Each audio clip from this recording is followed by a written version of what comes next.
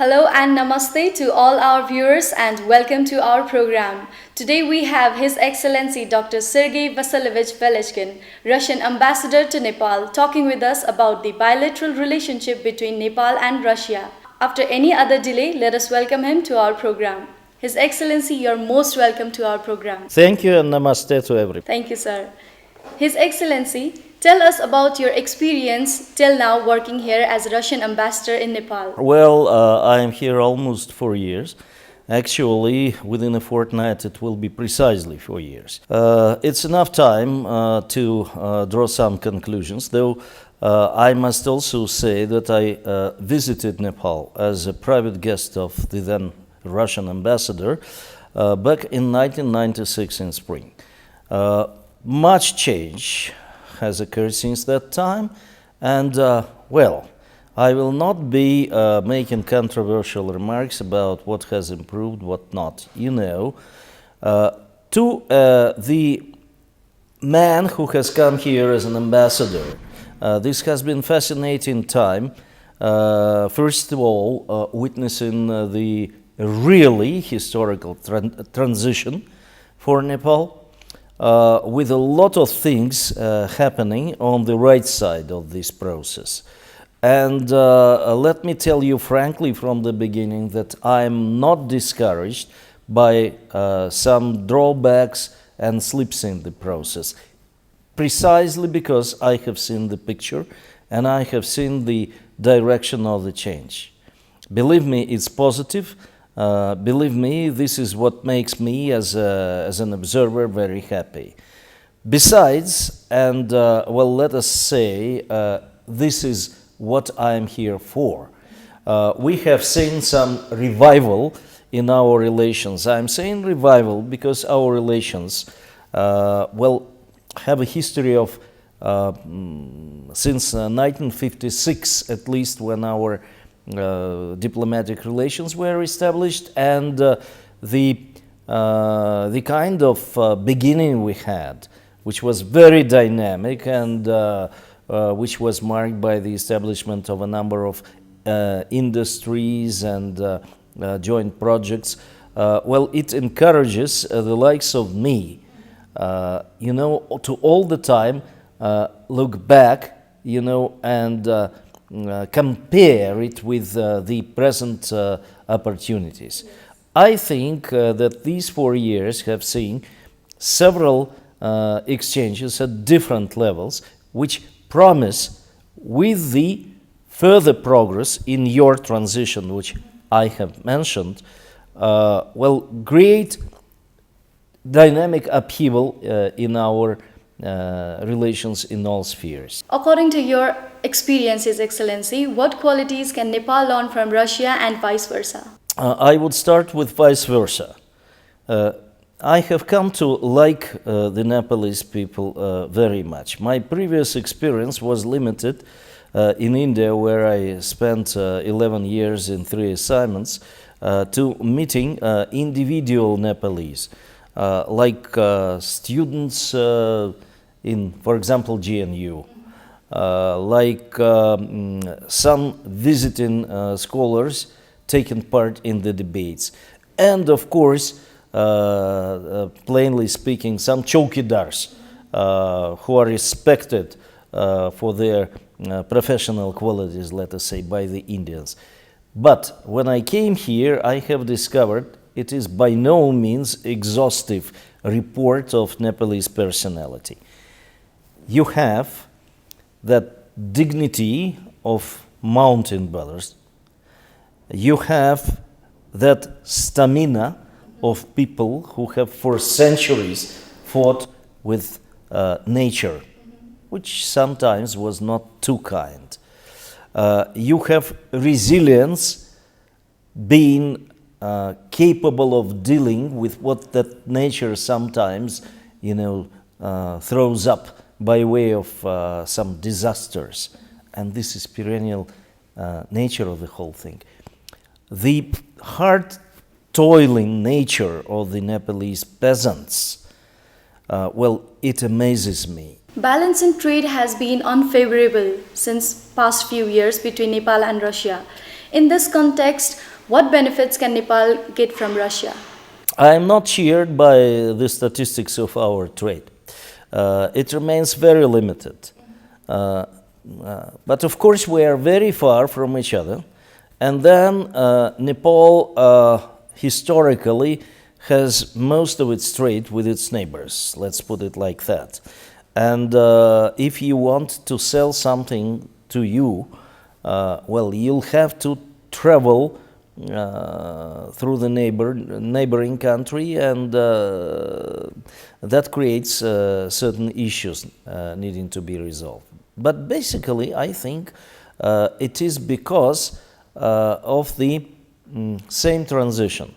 You have not yet established, let us say, the right climate, to be frank and blunt, for the development of manufacturing industries, which would require things we might provide to you.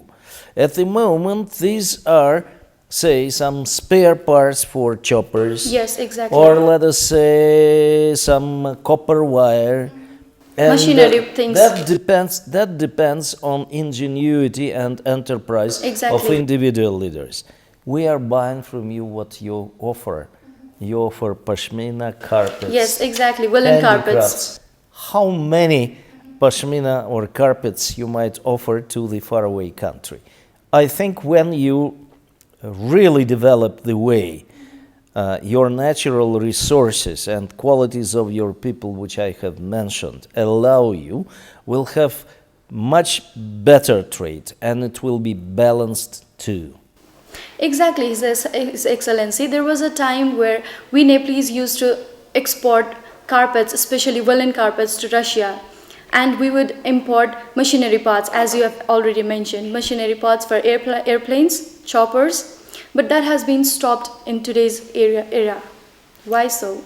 No, we're still having some small trade in all of this. It's part of slowing down of your production, say with the carpets or pashmina. You might discuss it with the necessary people from these industries. They will confirm to you. Now let's talk about the education factor. Since 1992, many Nepalese students got wonderful chances to explore their talent in education sector in Russia. But now in today's era, the Nepalese students cannot make Russia as the preferable choice for abroad study. Priyanka ji, I would not contest the first part. Moreover, since I have mentioned hydropower, simply because I have, well, we have a number of outstanding engineers who graduated from Russian institutions of higher learning. In hydropower, for example, quite a number of people, and some of them have done something in the chosen field. Like, for example, people who are in Sanima company, they are all our alumni, and Sanima has built something for the country. At the same time, we have a number of people who, let us say, have accounted of themselves well in allied fields. But we have had 6 ministers of different governments here, for instance. And I could go on and on.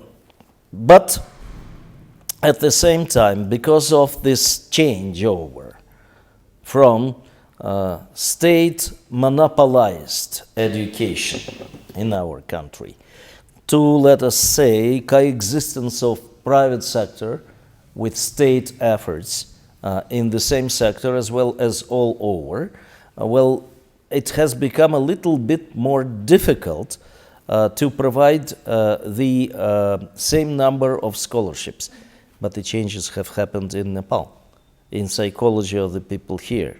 There are more chances to continue education, to get higher education, say, in the countries with the English medium of instruction. That will remain a problem with us. His Excellency, one more obstacle would be the Russian airline Aeroflot, which was closed in 2002, stating that the flight wasn't commercially viable to Kathmandu. So when is Russian government planning to resume it? You know, it's true about Aeroflot, but now we have more than one, more than half a dozen, more than a dozen different air companies which have business abroad. Aeroflot remains a state flag carrier, but it's a semi-state company, in fact. Well, I leave them to their own conclusions about viability. I may say publicly that I don't agree with that. I think with between 8 and 9,000 tourists coming here annually, we may provide, by all accounts, viability to Aeroflot in case the Nepalese government changes somewhat the conditions of our flight arrangements. But His Excellency, Constitution plays a vital role because Constitution is backbone to every country. And I would like to get your opinion about the Constitution being here in Nepal. Exactly. Well, I have said that, the entrepreneurs should be bold, irrespective of what the laws of the land are. But the laws of the land, of course, are important. And they will be all based on the Constitution. Yes. It provides all the rules needed for Nepal to emerge a successful, strong, prosperous, in the final analysis, state. That's why we are very sympathetic to all endeavors in the constitutional field. We know about complexities involved.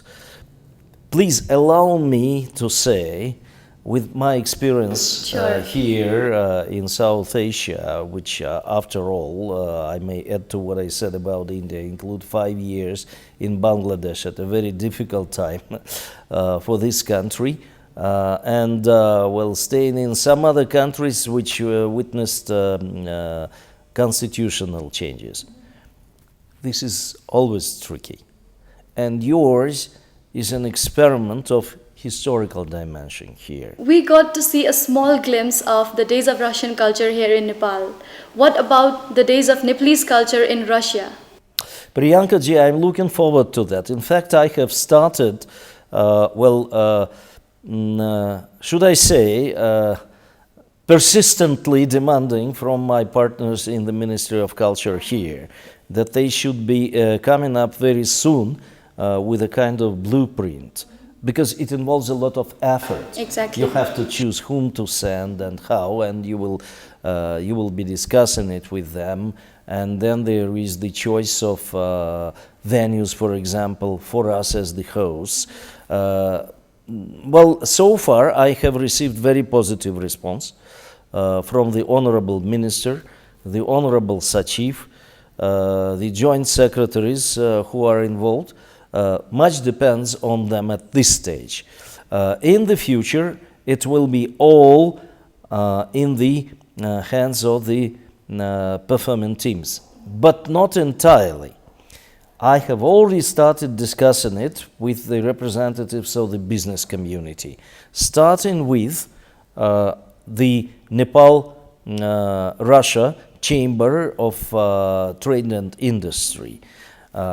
I must say that this is very serious outfit, although not much known here in this country. But let me also, and it is very relevant in this context, say that the Vice President of the Chamber, Dr.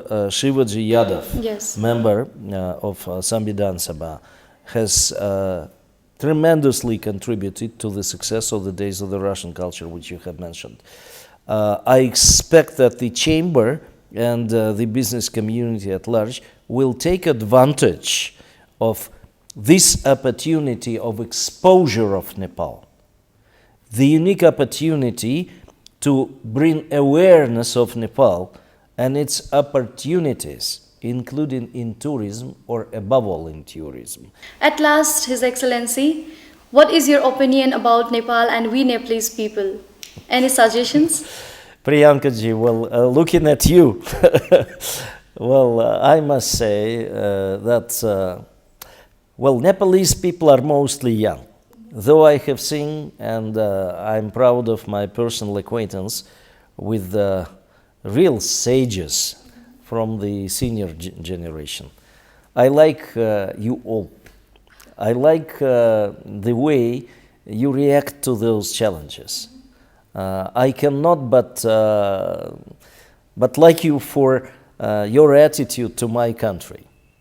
Whenever I went, and believe me, I've been in this country from Dhangadi to Ilam, and from Dhunche to Birganj, and well, I have many friends here, as I said, or let us say in the wonderful Pokhara, and everywhere. Of course, by definition, I was discussing things with people. Everybody has liking for us. I was surprised about awareness at the level of, well, say, villages in Dhanusha or Barsa.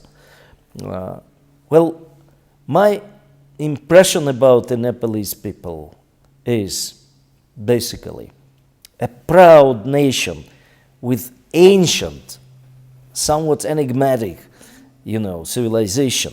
We are still discovering in those caves, in Mustang, those roots, is rebuilding itself with vigor. The young nation, very eager to know things, to establish itself with dignity of the forefathers and the newly discovered visions of the new world.